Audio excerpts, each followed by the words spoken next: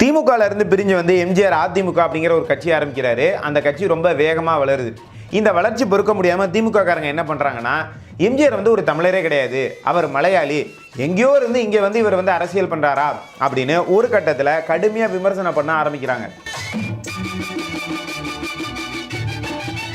எம்ஜிஆர் மேல வைக்கப்பட்ட இந்த மலையாளி விமர்சனம் இருக்கு இல்லையா, அது அவரை வந்து ரொம்பவே காயப்படுத்துது. இதை வந்து எம்ஜிஆருடைய வலதுகரம் அப்படின்னு அறியப்பட்ட ஆர்.எம். வீரப்பன் அவர்கள் தெரிஞ்சு வச்சுக்கிறாரு. எம்ஜிஆருடைய அடுத்த படத்துக்கான வேலையை ஆரம்பிக்கிறாரு. இந்த படத்துல தான் முதல் முறையாக எம்ஜிஆருடைய புதிய கட்சியுடைய அந்த கொடி சின்னம் இதெல்லாம் வந்து காட்ட போறாங்க.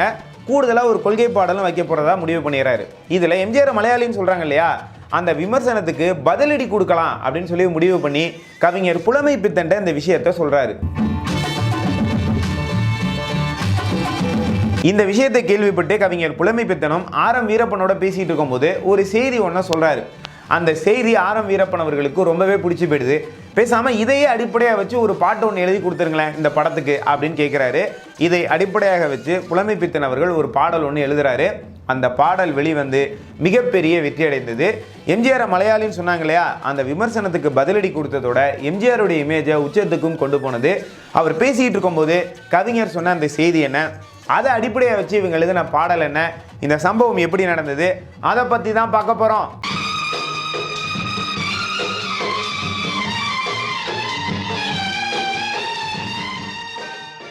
திமுகல இருந்து பிரிஞ்சு எம்ஜிஆர் அவர்கள் அதிமுக அப்படிங்கிற ஒரு தனி கட்சி ஆரம்பிக்கிறாரு. இந்த கட்சி ஆரம்பித்த உடனே ரொம்ப வேகமாக வளர ஆரம்பிக்குது.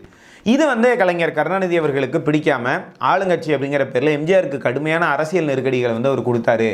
எந்த படமுமே ரிலீஸ் ஆக விடாமல் வந்து தடுத்தாரு அப்படின்னு சொல்லி அந்த காலத்திலேருந்து இந்த காலம் வரைக்கும் வந்து பேசுகிறாங்க. அதனால தான் எம்ஜிஆருடைய படம் வந்து தேட்டருக்கு வராது, படப்பெட்டியில் வந்து ஃபஸ்ட்டு வந்து எம்ஜிஆர் வந்து கல்லை வச்சு வந்து அனுப்புவார், அதுக்கப்புறம் தான் உண்மையான படப்பெட்டி வரும், அது எப்போ வரும்னு யாருக்குமே தெரியாது அப்படிங்கிற மாதிரியான கதைகள்லாம் வந்து பேசப்படும். அதற்கு காரணம் என்ன அப்படின்னு சொன்னால், அதிமுகவுக்கான அரசியலை, அது வரைக்கும் திமுகவுக்கான அரசியலை எம்ஜிஆர் பேசிட்டு இருந்தார் இல்லையா, அடுத்து அவர் தொடங்கின புதுக்கட்சிக்கான அரசியலையும் அவர் திரைப்படங்களே வந்து பேச ஆரம்பித்தார். ஏன்னா குறுகிய காலத்தில் ஒரு பெரிய கட்சியை எதிர்த்து ஒரு கட்சியை வளர்க்கணும் அப்படின்னா சினிமா தான் அதற்கான ஊடகம் அப்படிங்கிறத எம்ஜிஆர் அவர்கள் ரொம்பவே நல்லா வந்து புரிஞ்சு வச்சுருந்தார். அதனால் எம்ஜிஆர் என்ன முடிவுக்கு வர்றாருன்னா, நம்ம புதுசாக ஆரம்பிச்சிருக்கோம்ல அந்த கட்சியுடைய கொடியையும் சின்னத்தையும் வந்து நம்ம வந்து திரைப்படத்தில் நேரடியாக காட்டணும்னு சொல்லி ஒரு முடிவு பண்ணுறாரு. அதற்கு காரணம் என்னென்னா, அதுக்கு முன்னாடி ஒரு 20 வருஷம் வந்து பார்த்தீங்கன்னா திமுகவுடைய கொள்கைகளை தான் வந்து படத்தில் வந்து பேசியிருக்காரு. அந்த கட்சியுடைய கொடியையும் சின்னம் உதயசூரியன் சின்னத்தெல்லாம் வந்து படத்தில் வந்து எம்ஜிஆர் அவர்கள் நேரடியாகவே காமிச்சிருக்காரு. ஆனால் இப்போ இந்த புதிய கட்சியுடைய சின்னத்தையும் கொள்கையும் கொடியும் மக்கள் மனசில் கொண்டு போய் சேர்க்க வேண்டிய ஒரு பொறுப்பு. இதை வந்து எம்ஜிஆருடைய அணுக்க நண்பர் வலதுகரம் அப்படின்னு அழைக்கப்பட்ட ஆர்.எம். வீரப்பன் அவர்கள் நல்லா தெரிஞ்சு வச்சுக்கிறாரு. இப்போ அடுத்த படத்தை வந்து இவர் தான் தயாரிக்க போகிறார். சத்யா மூவிஸினுடைய அதிபர் ஆர்.எம். வீரப்பன் அவர்கள். இப்போ இவர் இந்த படத்துக்கு என்னென்ன பேர் வைக்கலாம் அப்படின்னு கேட்டோன்னா, எம்ஜிஆர் அவர்கள் அண்ணா சம்பந்தப்பட்ட ஒரு பேரையே வந்து சொல்கிறாரு. ஏன்னா நாடோடி மன்னன் திரைப்படத்தினுடைய வெற்றி விழாவில் அறிஞர் அண்ணா வந்து பேசுகிறாரு. அப்போ எம்ஜிஆரை மனசில் வச்சு ஒரு விஷயத்த சொல்கிறாரு. இந்த கனி நல்லா பழுத்து மரத்தில் இருந்தது, இது யார் மடியில் விழும் அப்படின்னு சொல்லி எல்லாருமே எதிர்பார்த்துக்கிட்டு இருந்தாங்க. ஆனால் நம்ம பண்ண அதிர்ஷ்டம் அந்த கனி வந்து என்னுடைய மடியில் வந்து விழுந்தது, இதை எடுத்து நான் வந்து என்னுடைய இதயத்தில் வச்சுக்கிட்டேன், எம்ஜிஆர் வந்து என்னுடைய இதய கனி அப்படின்னு சொல்லி சொல்லுவார். அவருடைய பேரில் ஒரு கட்சி ஆரம்பித்ததுனால அதை நினைவு கூற விதமாக இந்த படத்துக்கு வந்து எம்ஜிஆர் வந்து இதயக்கனி அப்படிங்கிற ஒரு பேரை வந்து கொடுக்குறாரு. உடனே ஆர்.எம். வீரப்பன் அவர்கள் இந்த படத்துக்கான வேலையை ஆரம்பிக்கிறார். குறிப்பாக எம்ஜிஆர் அவர்கள் வந்து ஒரு பெரிய டெக்னீஷியன் அப்படின்னு சொல்லலாம், அதாவது தொழில்நுட்ப அறிவு கொண்டவர். இவர் என்ன பண்ணுறாருன்னா, ஏற்கனவே இயக்குனர் பிரகாஷ் ராவ், அதுக்கப்புறம் பா நீலகண்டன் இவங்கள்ட்டெல்லாம் உதவியாளராக எம்ஜிஆருடைய 10 படங்களுக்கு உதவி இயக்குனராக இருந்திருக்காரு. அவர் பேர் வந்து ஏ ஜெகநாதன். அவர் வந்து குறிப்பாக அந்த கேமரா ஆங்கிள் வச்சு தெளிவாக எடுக்கிறதுல வந்து ரொம்ப வல்லவர். அவரை வந்து இயக்குனராக இந்த படத்தில் வந்து உயர்த்துகிறார். அதே மாதிரி அப்போ ஹிந்தியில் வந்து ரொம்ப சக்கப்போடு போட்டுக்கிட்டு இருந்த பல படங்களை நடிச்சுக்கிட்டு இருந்த ரொம்ப நல்லா கவர்ச்சி காட்டி நடிக்கக்கூடிய ராதா சலூஜா அப்படிங்கிற ஒரு நடிகை ஒரு கிளுகிழுப்புக்காக வந்து தமிழில் அறிமுகப்படுத்தி கதாநாயகியாக அவங்களுக்கும் வந்து தமிழில் வந்து ஒரு அறிமுகம், ஒரு வாய்ப்பை வந்து கொடுக்குறாரு. அதே மாதிரி இந்த படத்துடைய தயாரிப்பாளர் யாருன்னு கேட்டிங்கன்னா ஆர்.எம். வீரப்பன் அவர்கள். இவர் வந்து கதையை வந்து பார்த்திங்கன்னா பூவை கிருஷ்ணன் அப்படிங்கிறவர் வந்து வாங்கினாலும் இந்த படம் எம்ஜிஆருடைய அரசியலை பற்றி பேச போகுது. முதலாக கொடியும் சின்னத்தையும் காட்டக்கூடிய ஒரு படம் அப்படிங்கிறனால ரொம்ப முக்கியங்கிறதுனால கதையை அவர்கிட்ட வாங்கிட்டு திரைக்கதையை வந்து பார்த்து இவரே வந்து உருவாக்குறாரு. இந்த திரைக்கதை உருவாகி முடித்தோன்னே படத்துக்கான வேலைகளை ஆர்.எம். வீரப்பன் அவர்கள் வேகமாக பார்க்க ஆரம்பிக்கிறாரு. படத்துடைய முதல் வேலை அப்படின்னு சொன்னாலே படத்துக்கான பாடல்களை உருவாக்கணும். இந்த முதல் பாடல் எம்ஜிஆருக்கான அந்த அறிமுக பாடல் இன்ட்ரோ சாங் இருக்கு இல்லையா, அது வந்து ஒரு கொள்கை பாடலாக இருக்கும். இதை யாரை வச்சு எழுதலாம் அப்படின்னு சொல்லி யோசிக்கும் போது எம்ஜிஆருக்கு வந்து ரொம்ப நெருங்கிய நண்பராகும். அப்போ நிறைய பாடல்கள் எழுதிக்கிட்டு இருந்த கவிஞர் புலமைப்பித்தன் அவர்கள் வந்து அழைக்கப்படுகிறார். MS விஸ்வநாதன் தான் படத்துக்கு வந்து இசை, அந்த கம்போசிங்கு கவிஞர் புலமைப்பித்தன் வந்து சேர்கிறார். இப்போ இந்த படத்தை பற்றியெல்லாம் வந்து ஆரம் வீரப்பன் அவர்கள் சொல்லிட்டு இருக்கும்போது கவிஞர் புலமைப்பித்தன் கிட்ட ஒரு வருத்தத்திற்குரிய ஒரு செய்தியை ஆரம் வீரப்பன் அவர்கள் சொல்றாரு. அந்த வருத்தத்திற்குரிய ஒரு செய்தி என்ன அப்படின்னு சொன்னால், இந்த தேர்தல் போட்டியில் எம்ஜிஆரை சமாளிக்க முடியாமல் ஒரு இடத்துல கலைஞர் கருணாநிதி அவர்கள் எம்ஜிஆர் மேலே ஒரு கடுமையான காட்டமான விரும்பத்தகாத ஒரு விமர்சனத்தை வச்சாரு. அது என்ன அப்படின்னு கேட்டிங்கன்னா, எம்ஜிஆர் என்ன தமிழரா, அவரே ஒரு மலையாளி, எங்கேயோ இருந்து இங்கே வந்துட்டு எங்கள் ஊரில் வந்து அரசியல் பண்ணுறாரா அப்படிங்கிற மாதிரி கேட்டுறாரு. உடனே திமுக காரங்கெல்லாம் என்ன பண்ணுறதுன்னு தெரியாமல் இருந்தாங்க இல்லையா, இந்த விமர்சனத்தை பிடிச்சிக்கிட்டு முக்கத்துக்கு முக்கம் வந்து பேச ஆரம்பிச்சாராங்க. தன்னை ஒரு தமிழன் இல்லை ஒரு மலையாளி அப்படின்னு சொன்ன உடனே இந்த விமர்சனத்துக்கு எப்படி பதில் சொல்கிறது அப்படின்னு தெரியாமல் எம்ஜிஆருமே கொஞ்சம் வந்து நிலை குலைந்து போயிடுறாரு, ரொம்ப கவலையாகவே இருக்கார். இந்த விஷயம் வந்து ஆரம் வீரப்பன் அவர்களுக்கு நல்லா தெரியுது. இந்த சூழ்நிலையில் தான் இந்த படத்துக்கான வேலைகளை வந்து ஆரம்பித்து பாட்டு எழுதுறதுக்காக புலமைப்பித்தன் அவர்களை வந்து வர சொல்லி இந்த படத்தை பற்றி பேசிகிட்டு இருக்கும்போது விஷயத்த சொல்கிறாரு. இந்த படத்தில் தான் வந்து இதயக்கனி படத்தில் தான் நம்ம முதல் முறையாக அதிமுகவுடைய கொடியையும் சின்னத்தையெல்லாம் நம்ம வந்து காட்ட போகிறோம். அந்த இடத்துல வரக்கூடிய எம்ஜிஆருடைய ஒரு வழக்கமான ஒரு கொள்கை பாடலாக இருக்கணும், நல்ல அரிய கருத்துக்கள் தத்துவங்கள்லாம் வரணும். குறிப்பாக ஒரு விஷயத்தை வந்து நீங்கள் செய்யணும். எல்லாரும் எம்ஜிஆர் வந்து மலையாளின்னு பேசிகிட்டு இருக்காங்க இல்லையா, இதற்கு வந்து நம்ம வந்து பதில் சொல்கிற மாதிரி பதிலடி கொடுக்குற மாதிரியான வரிகள் வரணும். ஏன்னா இப்படி மலையாளின்னு சொல்லி பேச ஆரம்பித்தோன்னே எம்ஜிஆர் அவர்கள் ரொம்ப வந்து வருத்தமாக இருக்காரு அப்படிங்கிற விஷயத்த ஆரம் வீரப்பன் அவர்கள் புலமைப்பித்தன் கிட்ட வந்து சொல்கிறாரு. இதை கேட்ட உடனே புலமைப்பித்தனும் ரொம்பவே கவலைப்படுறாரு. ஏன்னா எம்ஜிஆருடைய ஒரு அணுக்க நண்பர். அதே மாதிரி எந்த முடிவு எடுக்கிறதுனாலும் வந்து பார்த்தீங்கன்னா எம்ஜிஆர் வந்து புலமைப்பித்தன் கேட்டு தான் எடுப்பார். இப்போ திமுகலேருந்து வெளியே வந்து அதிமுக அப்படிங்கிற ஒரு தனிக்கட்சி ஆரம்பிக்கும் போது எம்ஜிஆர் பின்னாலே வந்த மிக முக்கியமான ஆட்களை வந்து பார்த்தீங்கன்னா புலமைப்பித்தனும் ஒருத்தர். விடுதலை புலிகளை பற்றி எம்ஜிஆருக்கு வந்து ஒரு பெரிய புரிதலை ஏற்படுத்தி பிரபாகரனை சந்திக்க வச்சதுலலாம் வந்து பார்த்தீங்கன்னா புலமைப்பித்தன் அவர்களுக்கு ஒரு பெரிய பங்கு இருந்தது. எம்ஜிஆர் வருத்தப்படுறாரு அப்படின்னு சொன்ன உடனே இவரும் கவலைப்படுறாரு. ஏன் இந்த மாதிரியெல்லாம் இப்படி வந்து பேசுகிறாங்க, அவர் எங்கேருந்து வந்தால் என்ன, நல்லது பண்ணுறாரா இல்லையா, அதை தானே பார்க்கணும். சூரிய வெளிச்சம் காற்று இதெல்லாம் வந்து நம்ம ஊர்லேயே உற்பத்தி ஆகுது, எங்கேயோ இருந்து நமக்கு வந்து கிடைக்கிது இல்லையா, எல்லாரும் காவிரி ஆற்று தண்ணி குடிக்கிறோம், அது என்ன நம்ம ஊர்லேருந்து உற்பத்தி ஆகி வருது, கர்நாடகத்தில் குடகுமலையில் உற்பத்தி ஆகி இங்கே வருது, அது நமக்கு நல்லது பண்ணலையா, அதை தானே மனிதனாகப்பட்டவன் பார்க்கணும் அப்படிங்கிற மாதிரி இவரும் வருத்தப்பட்டு பேசிக்கிட்டு இருக்கிறாரு. இதை பேசிகிட்டு இருக்கும்போது ஆரம் வீரப்பன் அவர்களுக்கு இதை கேட்கும்போது வந்து பார்த்தீங்கன்னா மனசில் வந்து ஒரு பொறி தட்டுது. இப்போ நீங்கள் சொன்னீங்க இல்லையா, இந்த கருத்து ரொம்ப நல்லா இருக்குது. அதாவது நிலம் நீர் காற்று அதெல்லாம் வந்து பார்த்தீங்கன்னா ஒவ்வொரு மனிதனுக்கும் சொந்தமானதில்லை, அது ஏதோ ஒரு இடத்துல இருந்து இன்னொருத்தவங்களுக்கு கூட கிடைக்குது இல்லையா. இப்போ நீங்கள் சொன்ன செய்தி ரொம்ப நல்லா இருக்குது, இதையே வச்சு ஒரு பாடல் எழுதி கொடுத்துருங்களேன் அப்படின்னு சொல்லி சொல்கிறாரு. உடனே புலமைப்பித்தனும் யோசிக்கிறார். சரி, இப்போ காவிரியார் ஏதோ ஒரு இடத்துல இருந்து வந்து நமக்கு வந்து நல்லது பண்ணுற மாதிரி இப்போ நம்ம தலைவர் ஏதோ ஒரு இடத்துல இருந்து வந்து நமக்கு வந்து நல்லது பண்ணுறாரு. அப்போ நம்ம தலைவரையும் காவிரியாரையும் ஒப்பிட்டு ஒரு பாடல் எழுதலாம் அப்படின்னு சொல்லி புலமைப்பித்தனும் முடிவு பண்ணி எழுத ஆரம்பிக்கிறார். ஆனால் அந்த பாட்டு வந்து சரியாக வரமாட்டேங்குது. ஆரம் வீரப்பன் அவர்கள் என்ன அப்படின்னு சொல்லி கேட்குறாரு. உடனே புலமைப்பித்தன் சொல்கிறாரு, காவிரியாரை வந்து நம்ம வந்து வர்ணித்து எழுதிடலாம், ஆனால் இப்போ நமக்கு காவிரியாரை பற்றி நிறைய தகவல்கள் வந்து தேவை.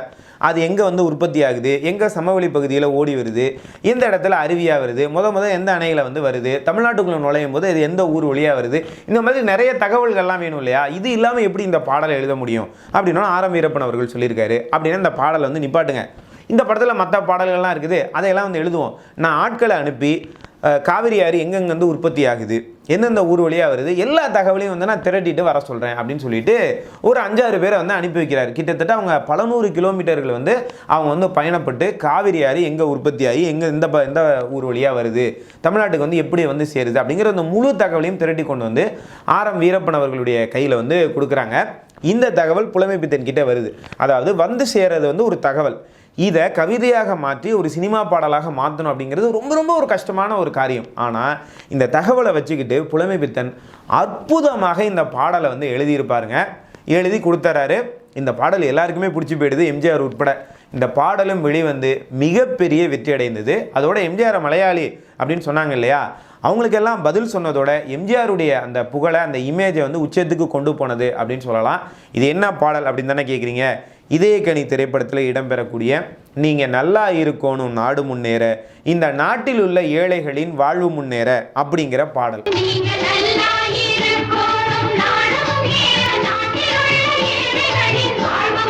தென்னகமாம் இன்ப திருநாட்டில் மேவியதோர் கன்னடத்து குடகுமலை கனிவயிற்றில் உருவாகி அப்படின்னு ஒரு தொகையரால புலமைப்பித்தன் அவர்கள் இந்த பாடலை ஆரம்பிப்பார். இதில் எங்கே எம்ஜிஆரையும் காவிரியாரை ஒரு ஒப்புமைப்படுத்தி எழுதுறாரு அப்படின்னு சொன்னால், இதை காவிரியார் எங்கெங்கெல்லாம் உற்பத்தி ஆகுது, எப்படி தமிழ்நாட்டுக்குள்ளே வருதுன்னு விசாரிக்கிறதுக்காக ஒரு குரூப் போகிறாங்க இல்லையா, அவங்க வந்து நிறைய தகவல்களை வந்து இவர்கிட்ட வந்து சொல்கிறாங்க. அதாவது இது காவிரியார் வந்து கர்நாடகத்தில் இருக்கக்கூடிய குடகுமலை அப்படிங்கிற ஒரு பகுதியில் தான் உற்பத்தி ஆகுது. ஆனால் எங்கே உற்பத்தி ஆகுதுன்னு தெரியலன்னு சொல்கிறாங்க. அதற்கு காரணம் என்னென்னா, ஒரு மலையுடைய சமவெளி பகுதியில் இருக்கக்கூடிய எல்லா பொருட்களும் சொட்டு சொட்டாக சேர்ந்து தான் ஒரு நதியை உருவாக்கும். அதனால் எங்கே கரெக்டாக உற்பத்தி ஆகுது அப்படின்னு சொல்ல முடியாது. ஆனால் இது எங்கே தென்படுது முதல்னா தலைக்காவிரி அப்படிங்கிற ஒரு இடத்துல தான் இது வந்து ஆறா தென்படுது. சில இடத்துல ஆடு தாண்டக்கூடிய அளவுக்கு இருக்கக்கூடிய ஒரு சின்ன ஓடை மாதிரி வருது. சில இடத்துல பார்த்திங்கன்னா ஒரு அகண்ட ஒரு பெரிய ஆறு மாதிரி வருது. அதே நேரத்தில் சிவசமுத்திரம் அப்படிங்கிற ஒரு இடத்துக்கு வரும்போது அருவி மாதிரி நீர்வீழ்ச்சி மாதிரி வந்து கொட்டுது. அதுக்கப்புறம் கண்ணம்பாடி அப்படிங்கிற ஒரு இடத்துல வந்து அணை கட்டி வந்து தடுத்துறாங்க. அப்படி தமிழ்நாட்டுக்குள்ளே ஒவ்வொரு ஊராக வந்துக்கிட்டு இருக்கும்போது வந்து பார்த்திங்கன்னா கல்லணைக்கு வருது, கொள்ளிடத்துக்கு வருது, கடைசியில் தஞ்சாவூர் பகுதியை வந்து பார்த்திங்கன்னா வளப்படுத்துது அப்படிங்கிற மாதிரி இவங்க வந்து எல்லாத்தையும் சொல்கிறாங்க.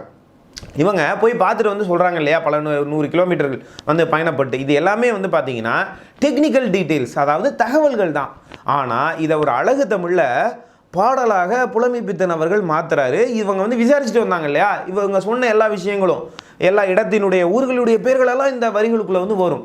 அது வந்து பார்த்தீங்கன்னா ரொம்பவே ஆச்சரியமாக இருக்கும். அந்த வரிகளை கவனிங்களேன். தென்னகமாம் இன்ப திருநாட்டில் மேவியதோர் கன்னடத்து குடகுமலை கனிவயிற்றில் கருவாகி தலை காவிரி என்னும் தாது இடம் உருவாகி ஏர்வீழ்ச்சி காணாமல் இருக்க சிவசமுத்திர நீர்வீழ்ச்சி எனும் பேரில் நீண்ட வரலாறாய் வண்ணம் பாடி ஒரு வளர்த்தென்றல் தாளாட்ட கண்ணம்பாடி அணை கடந்து ஆடு தாண்டும் காவிரியாய் பேர் பெற்று அகண்ட காவிரியாய் பின்னடந்து கல்லணையில் கொள்ளிடத்தில் காணும் இடமெல்லாம் தாவி பெருகி வந்து தஞ்சை வளநாட்டை தாயாகி காப்பவளாம் தனிக்கருணை காவிரி போல் அப்படின்னு ஒரு இடத்துல நிறுத்துவார்.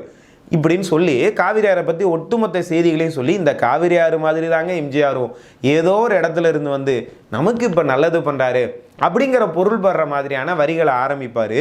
கல்லும் கனியாகும் கருணையால் எல்லோர்க்கும் பிள்ளை என நாளும் பேச வந்த கண்மணியே வள்ளலே எங்கள் வாழ்வே இதே கனின்னு பாடலை புலமைப்பித்தன் அவர்கள் ஆரம்பிச்சிருப்பார். உண்மையிலேயே ஆச்சரியமாக இருக்கும். இந்த இடத்துல இந்த மாதிரி சிறப்பாக எழுதுனதுக்காகவே புலமைப்பித்தனினுடைய அந்த புலமைக்கு நாம் ஒரு வணக்கம் செலுத்தலாம். நீங்கள் நல்லா இருக்கணும் நாடு முன்னேற, இந்த நாட்டில் உள்ள ஏழைகளின் வாழ்வு முன்னேற அப்படிங்கிற பல்லவியில் ஆரம்பிச்சுட்டு இன்னொரு வரி போடுவார். இப்போ தான் நீங்கள் கட்சி ஆரம்பிச்சிருக்கீங்க தலைவரே, கொஞ்சம் கொஞ்சமாக எல்லா மக்களும் உங்கள் பின்னால் வந்துடுவாங்க அப்படிங்கிற நம்பிக்கை எம்ஜிஆருக்கு கொடுக்குற மாதிரி புலமைப்பித்தன் வரிகளை போடுவார்.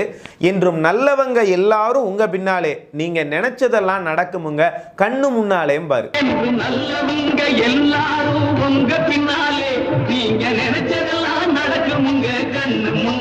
இப்படின்னு சுற்றி இருக்கிறவங்கலாம் பாடிக்கிட்டே இருப்பாங்க. நடுவில் எம்ஜிஆர் எவ்வளோ நேரம் தான் நின்றுக்கிட்டு இருப்பார். அடுத்து அவர் பாடுற மாதிரியான வரிகளை போடுவார். உழைக்கும் தோழர்களை ஒன்று கூடுங்கள், உலகம் நமது என்று சிந்து பாடுங்கள், மேடு பள்ளம் இல்லாத சமுதாயம் காண என்ன வழி என்று எண்ணி பாருங்கள், அண்ணா சொன்ன வழி கண்டு நன்மை தேடுங்கள் அப்படின்னு சொல்லி அண்ணாவுடைய பேரை வச்சு எம்ஜிஆர் பாடுற மாதிரி வரிகளை போட்டிருப்பாரு புலமைப்பித்தன். பொதுவாக கலைஞரை பற்றியும் எம்ஜிஆரை பற்றியும் பேசும்போது திமுக காரங்க கலைஞரை பற்றி ரொம்ப உயர்வாக பேசுவாங்க. ஆனால் அதிமுகவில் இருக்கிறவங்க வந்து பேசும்போது எம்ஜிஆர் எல்லாத்துக்கும் அள்ளி கொடுப்பாரு, ஆனால் கலைஞர் யாருக்குமே வந்து காலனா கொடுக்க மாட்டார் அப்படிங்கிற மாதிரி வந்து பேசுவாங்க. இந்த ரெண்டு பேருடைய இந்த கொடைத்தன்மையை இப்படி மறைமுகமாக சொல்கிற மாதிரி புலமைப்பித்தன் அவர்கள் வரிகளை போட்டிருப்பாரு. பாடுபட்டு சேர்த்த பொருளை கொடுக்கும் போது இன்பம், வாடும் ஏழை மலர்ந்த முகத்தை பார்க்கும் போது இன்பம், பேராசையாலே விளைந்த துன்பம் சுயநலத்தின் பிள்ளை சுயநலமே இருக்கும் நெஞ்சில் அமைதி என்றும் இல்லைம்பார்.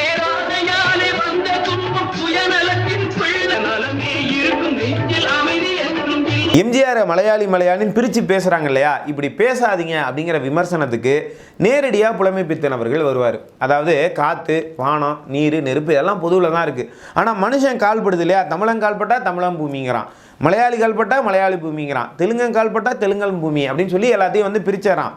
ஆனால் இப்படி எல்லாரையும் பிரித்து பேசாதீங்கயா, குறிப்பாக எங்களுடைய தலைவர் எம்ஜிஆரை மலையாளின்னு சொல்லி பிரித்து பேசாதீங்க அப்படின்னு கவலையோட 4 வரிகளை வந்து போட்டிருப்பாரு. காற்றும் வானும் நீரும் நெருப்பும் பொதுவில் இருக்குது, மனிதன் காலில் பட்ட பூமி மட்டும் பிரிஞ்சு கிடக்குது, பிரித்து வைத்து பார்ப்பதெல்லாம் மனித இதயமே என்றும் பிரிவு நீங்கி ஒருமை வந்தால் அமைதி நிலவுமே பாரு. இப்படி ரொம்ப அழகாக இந்த பாடலை எழுதிட்டே வராரு புலமைப்பித்தன் அவர்கள். இதை எப்படி முடிக்கிறது அப்படின்னு யோசிச்சுட்டு இந்த மாதிரி வரிகளை வந்து போடுறாரு. நதியைப் போலே நாமும் நடந்து பயன் தர வேண்டும், கடலை போலே விரிந்த இதயம் இருந்திட வேண்டும், வானம் போலே பிறருக்காக அழுதிட வேண்டும், வாழும் வாழ்க்கை உலகில் என்றும் விளங்கிட வேண்டும் அப்படின்னு சொல்லி எம்ஜிஆரை காவிரியாரோடையும் இயற்கையோடையும் அப்படியே ஒப்புமைப்படுத்தி ரொம்ப அழகாக இந்த பாடலை வந்து முடிக்கிறாரு. இதில் வந்து பார்த்தீங்கன்னா காவிரியாறு எப்படி தோன்றி அது தமிழ்நாட்டுக்குள்ளே எப்படி வந்து அது கடலில் கலக்குது அப்படிங்கிற வரைக்கும் இந்த தகவல்களை அழகு தமிழில் பாட்டாக அவர் வந்து மாற்றினார் இல்லையா. அதோட எம்ஜிஆருக்கான ஒரு கொள்கை பாடலாகவும் இந்த பாடல் இருந்தது. இதை பார்த்துட்டு இயக்குனர்லேருந்து இசையமைப்பாளர் வரைக்கும் வந்து பார்த்திங்கன்னா எல்லாருமே வந்து ஆச்சரியப்படுறாங்க. இப்போ எம்ஜிஆர் கட்சி ஆரம்பித்ததுலேருந்து ஏகப்பட்ட சோதனைகள், கடைசியாக தமிழனே இல்லை மலையாளிங்கிற அளவுக்கு பேசுகிறாங்களே அப்படின்னு சொல்லிட்டு மனமுடைந்து போயிருக்கிறார் எம்ஜிஆர். இந்த பாடலை வந்து வாங்கி பார்த்துட்டு அவருக்கும் வந்து ரொம்ப சந்தோஷம். கவிஞர் புலமைப்பித்தனை கூப்பிட்டு வந்து ரொம்பவே பாராட்டுறாரு. இந்த பாடல் வெளிவருது, மிகப்பெரிய வெற்றியடைகிறது, மக்கள் மனதில் நீங்காத ஒரு இடத்தை பிடிக்கிறது. அதோட அதிமுகவுடைய கொடியும் சின்னத்தையும் முதல் முறையாக இந்த பாட்டில் தான் வந்து காமிக்கிறாங்க. அதையும் இந்த பாடலினுடைய வெற்றி மக்கள் மத்தியில் கொண்டு போய் சேர்த்தது அப்படின்னு சொல்லலாம். எம்ஜிஆருடைய புகழையும் அவருடைய இமேஜையும் உச்சத்துக்கு கொண்டு போனதோடு மட்டும் இல்லாமல் அந்த சமயத்தில் எம்ஜிஆர் மேலே வச்சுக்கிட்டு இருந்தாங்க இல்லையா அவர் ஒரு மலையாளி அப்படிங்கிற ஒரு விமர்சனம், அதையும் இந்த பாடலினுடைய வெற்றி கொஞ்சம் ஓரம் கட்டியது அப்படின்னு சொல்லலாம். எம்ஜிஆர் ஒரு தமிழர் கிடையாது, அவர் மலையாளி அப்படின்னு அரசியல் ரீதியாக விமர்சனம் வச்சதும், அதுக்கு பதில் சொல்கிற மாதிரி ஒரு பாட்டு வேணும் அப்படின்னு சொல்லி ஆர்.எம். வீரப்பன் அவர்கள் கேட்டதும், அதற்காக கவிஞர் புலமைப்பித்தன் அவர்கள் எம்ஜிஆரோட காவிரியாரை ஒப்புமைப்படுத்தி ஒரு பாடல் எழுதி கொடுத்தார் அப்படிங்கிறதும் ஆச்சரியமான ஒரு சம்பவங்கள். புலமைப்பித்தனுடைய வாழ்க்கை பதிவுகளை புரட்டி பார்க்கும்போது இந்த சுவையான செய்தி நமக்கு கிடைக்குது. அந்த செய்தியை இந்த வீடியோவில் உங்களோட ஷேர் பண்ணிக்கிட்டது எனக்கு ரொம்பவே மகிழ்ச்சி. இந்த யூடியூப் சேனல் உங்களுக்கு பிடிச்சிருக்கு அப்படின்னு சொன்னால் இந்த சேனலை சப்ஸ்கிரைப் செய்யுங்கள் நேயர்களே. மறுபடியும் அடுத்த காணொலியில் உங்களையெல்லாம் சந்திக்கிறேன். அதுவரை உங்களிடமிருந்து விடைபெறுவது உங்கள் அன்பு நண்பன் துரை சரவணன். நன்றி, வணக்கம், வாழ்க தமிழ்.